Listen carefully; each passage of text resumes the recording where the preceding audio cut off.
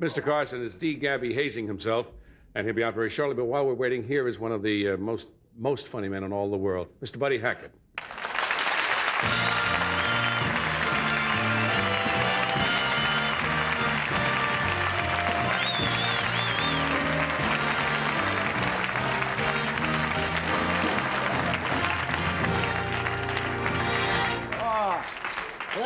That sure was funny stuff. I thought for a minute there you was gonna bite that mule in the... You know, just... Come on, don't start off that way tonight. Now, you know you can't. You would have got a kick out of it. I know that, right now. Oh, boy, that Roy Rogers is as funny as Marv Zimmerman. Marv Zimmerman? You wouldn't like him. He's not our kind of guy. I'm not our kind of guy. No. How are you? You're really dressed up tonight. What's cooking? Nothing. I'm just figured I'd put on a suit. People think I don't got none. I have not seen you in a suit, except when you're out to a benefit or something. You usually come on here in some casual. How are you? I'm terrific. I was up skiing in Aspen, Colorado. What's up? Well, come on, Roy. Yeah. Oh, hey, Roy. Hey, how you doing, buddy? Welcome back. I was just mentioning how hilarious you were. That it's lucky we don't have to compete with you in Las Vegas. Yeah, I don't know who's funnier, you or Dale. How is... I was going to ask you that when we were talking. How is your lovely wife? You know, She is wonderful. I read an article the other day when you first were married, people gave it a year or something because she had we worked... just had our 27th wedding anniversary, New Year's Eve. That's right. Happy. I talked to her this morning, and she's in Indianapolis, about to freeze to death back there. It's pretty cold. Give her our and best. She's on a tour. Yeah. She will. You think you'll be married 27 years? Well, I'm married almost 20 already. I only got 7 more to go. You're married almost that long, aren't you? What? Well, I mean... I would have been, yes. I mean, if you add them up...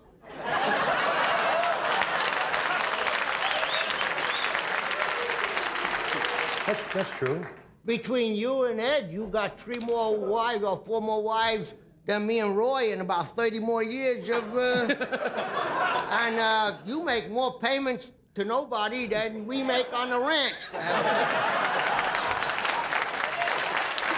I knew you'd have a finish with that somewhere. I just it made no sense at all, but who cares? I just keep chatting till something comes out. Now, I cannot see... You'll forgive me for saying so. Yeah. And I know you're fairly athletic, but I've seen you play tennis. Now, I'm trying to picture you on skis. And that's mind-boggling. That's a mind-boggling. Well, you know, It's like Buddha learning to ski. You know. Well, I told you a lot of times about learning to ski up there, you know, with them Nazi ski instructors. And you just get up there and you know, if you got a little one, you ain't never gonna learn. Right. Well, you're Jewish and you get one as big as that Indian. And he says, ski, Jew, and there you go.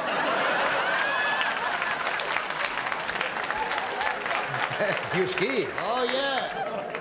With 3 poles. I thought they were all Swiss.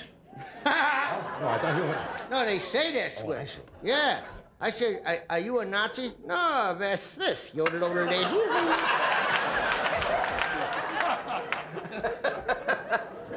No, I've been skiing a long time. I used to ski up at the Concord, but that didn't count, really. Yeah. You ever go there for the high holidays, boy? You'd love it. They got dietary laws and everything. I mean, you don't have to eat no trafe if you don't want it. There are no real skiing mountains, are there? In Big the mountains? Catskill? Yeah. In the Big ones. Concord? Yeah. Get out of there. It's little tiny hills, you know, the Jewish mountains. It's like Acme. You fall down. They don't even have snow. It's sour cream. That's it. You could just slide. You could have a nice complexion from the milk bath. It's nice. Jews don't ski too much, you know. Why is that? Nah, they don't do no rodeoing either. Imagine a Jew on a horse. What? Right now. Cut it loose, Harry! Here we go! There, I'll get you, you got a Mustang! Jump on it. Ooh, a horn in the chest. There weren't too many famous Jewish cowboys, were No, there? because they're all shipping clerks in New York. And when they got hog-tie the feet. Pooh, hog-tie. When they got to tie the feet, they say, come here, Stanley, put your finger here. Some rodeo that is, huh? Hold that, Stanley. Imagine a guy dives off a horse, misses the calf, and jumps onto a banker and writes out a loan. So where did you do the skiing? I was You in, really did? in Snowmass at Aspen. Are you good at it? I'm a pretty good skier. Oh, I didn't know. I go, my son Sandy, you know, he's a good skier, and Lisa and Ivy, they started when they were 3 years old. Sandy was 4. Yeah. And he took me up. I'll tell you how high up he took me. There's a place they call the Big Burn. That's as high as you can go. Then we went as far right as you can go. It's on the way down. So we start skiing around to the left. And there's a rope. It says, do not go beyond this point. Avalanches, bears, and especially not you, Hackett. And the kid took me up and I said, son, do you think I can ski this? He says, no, but I'm kind of anxious to get the money. And he tried to kill me. Oh, if I hadn't skied down on 2 stewardesses, I would have never got them. One thing, you get them up high, they'll do anything, them stewardesses. I didn't know Especially out of you didn't know that? I didn't know. That's how you lost the first wife. All right, Stan. I just thought I'd get Just back throw and- that in, huh?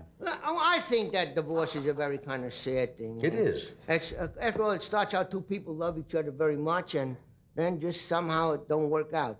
You get up in the morning and you say, I can't stand till you look at your face anymore. Like when she said that to me this morning. It may be all over for you and you don't know. I looked over my shoulder to see if anybody else was in the bed with us. She gets some steam to me. Do you keep your clothes neat? Yes.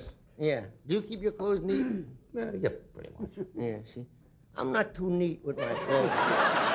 Say, like, I have a shelf with sweaters, and we're building a new house, so she wanted to put the old house on the market.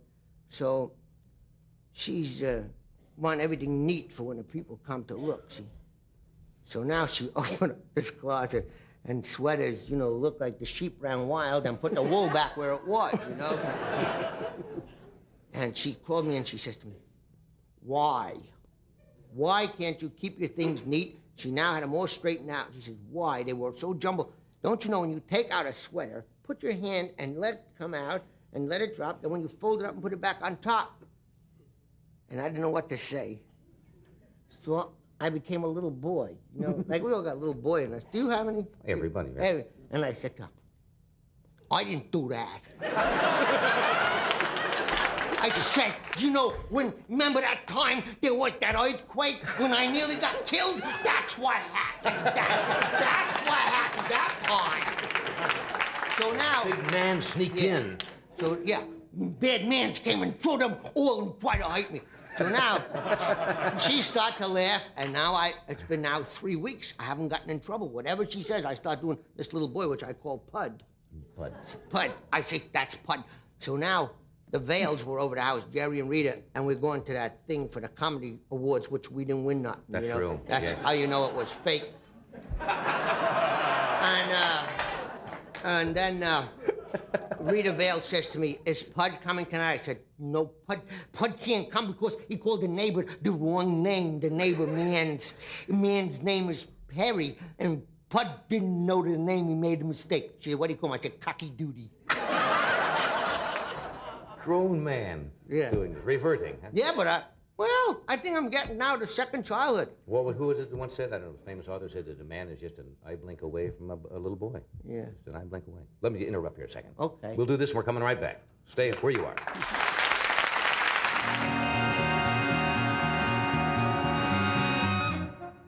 We are back. And we're talking with Roy Rogers and Buddy Hackett and Pam Grier and Weena Sturgeon. Do you ever ride horses? Do I? Yeah. Yeah, well, you want to know how I started to ride a horse? Would you like to hear the story? Are you good at it? You ride Western? I could ride Western, cavalry, English.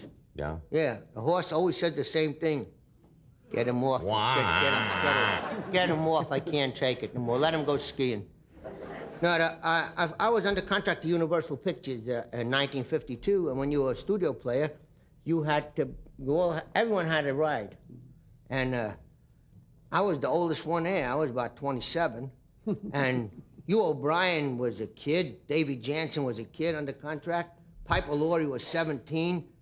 Susan Ball, the rest of her soul, was about 18, 19. Susie Cabot. All those kids, I was going to school with them, and then... But you had to learn to ride. I had to go to ride at 7:30 in the morning, and I'd never been on a horse. And they brought this horse out. I said, what's his name? He says, Blaze. I said, forget about it. I don't go to no blazes. You got a horse named Sam, a nice, quiet Jewish horse?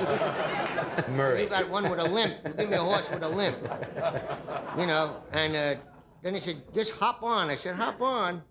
I can't hop on a skate. Give me a ladder. And I got on that horse, and he just walked. Ha! Ha! I was so frightened. And finally, I got embarrassed. After 3 or 4 days, Piper Laurie was going to make a picture with Tyrone Power called Mississippi Gambler. And she was riding side saddle. She was learning to ride side saddle. She was a good rider. And there's a dry riverbed in back of Universal. And I used to go every day to ride. And just one day, I grabbed that horn on a saddle, and I kicked, and I said, run, you. And he run. And he run till he was tired, and when we came back, I was riding. That was it. That's it. Why do you get on a horse on the left side? Is there a reason for that? Yeah, it's a lot of people don't know this, but a horse has 2 sets of brains, Doc. One for each eye. And a horse can get very lopsided when you're training them. You try to balance them, work on both sides of the horse. Is that why a horse shies quickly if you move something in front of him? Well, that's where the old saying came from. The cowboy horse, they saddle them and bridle them and everything from the left side. And the old saying is that you never mount a horse from the right side. And I could prove it by putting triggers through his paces. He could do a lot of tricks and dances. And I always worked him from the left side, and I'd stand there and have him count and add, subtract, and all these things. They work from cues. And I could go on the other side and give him the same cues, and he'd just stand there. And no response at all. That's interesting. And the left eye is one for one thing, and the right is for the other. Yeah. So you try to balance them when you're riding them and run them both ways, right and left. The races in England are counterclockwise. A horse, everything in a horse's eye is multiplied by 8. And they can't see You straight understand what ahead I'm without saying? raising their head back, can they? Yeah. Because I understand that a horse to look like straight ahead has to bring the head up. I don't know about that, but it may be true because you generally, when they're really interested in something, they'll raise their head. Right. You know, I say, everything appears to a horse 8 times the size it normally is. Well, no wonder when they see you coming to That's get right, on. a horse. They got to It's say, the first- wow! The horse tried to get on me. I said, not without no saddle. I was riding a couple of horses. There's a guy named Mark Smith out in the valley. You know Mark Smith? Isn't he a great teacher? Yes, he is. He taught my kids how to ride. I understand that some real good cowboy riders, when they lose their seat, they go to Mark, and he gets them straightened out in about half an hour or something like that. And I took some horses from Mark Smith and went with Terry Thomas. Right. We were making a picture at MGM about a dragon or something, I don't know. The Wonderful World of the Brothers Grimm. Right. So we had a day off, we went riding, and we were riding along, and a piece of paper just blew out, and that horse shied, and I went whomp right over.